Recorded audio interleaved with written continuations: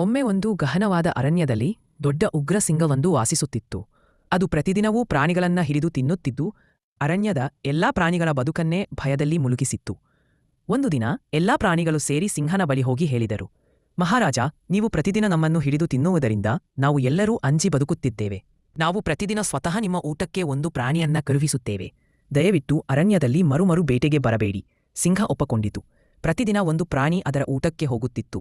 ಒಂದು ದಿನ ಆ ಕೆಲಸ ಮುಂಗುಸಿಗೆ ಬಂದಿತು. ಸಣ್ಣ ಮುಂಗುಸಿ ತುಂಬಾ ಭಯಪಟ್ಟರೂ ಬುದ್ಧಿವಂತವಾಗಿದ್ದುದರಿಂದ ಒಂದು ಯೋಜನೆ ಮಾಡಿತು. ಸಿಂಹನನ್ನ ಬುದ್ಧಿಯಿಂದ ಸೋಲಿಸಬೇಕು ಎಂದು ತೀರ್ಮಾನಿಸಿತು.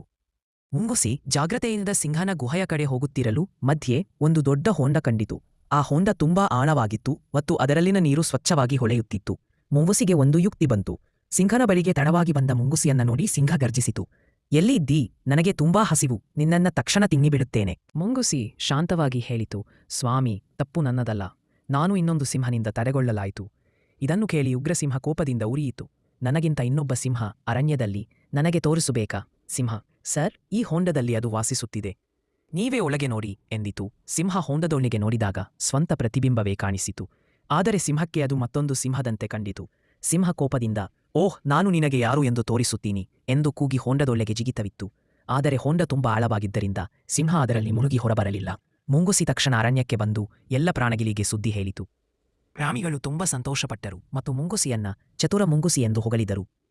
ಕಥೆಯೇ ನೀತಿ, ಬಲಕ್ಕಿಂತ ಬುದ್ಧಿ ಎಂದಿಗೂ ಶ್ರೇಷ್ಠ.